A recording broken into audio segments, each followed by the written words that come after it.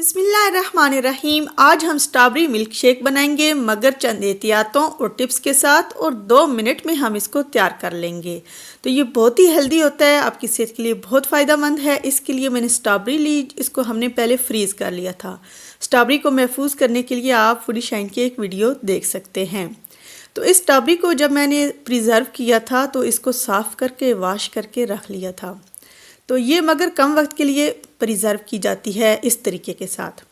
तो आपने स्ट्रॉबेरी लेनी है, अगर फ्रेश है तो वो ले लें, मगर मिल्क शेक बनाने के लिए फ्रीज़ की हुई स्ट्रॉबेरी बेस्ट रहती है। तो इसमें से मैंने 5 अदद स्ट्रॉबेरीज़ ले ली।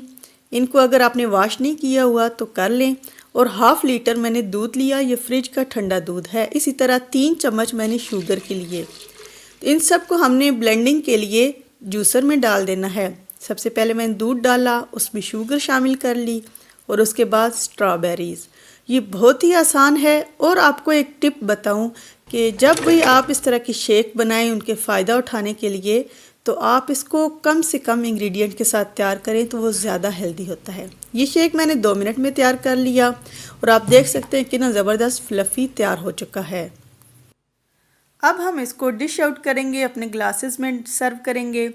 और आपको बताऊं कि मैंने इसमें बर्फ़ बिल्कुल शामिल नहीं की, क्योंकि फ्रिज का ठंडा दूध था और स्ट्रॉबेरीज़ भी फ्रीज़ की हुई थी, तो इसलिए हमें इसमें बर्फ़ की ज़रूरत नहीं पड़ी। आपने देखा कि स्ट्रॉबेरीज़ मिल्क शेक बहुत ही जल्दी तैयार हो जाता है बग़ैर किसी ख़ास तरद्दुद के। तो जब आपने इसको सर्व करना हो तो आप इसको उसी वक्त बनाएं और सर्व करें। ये बहुत ही हेल्दी होता है, बच्चों के लिए, बड़ों के लिए, सभी के लिए।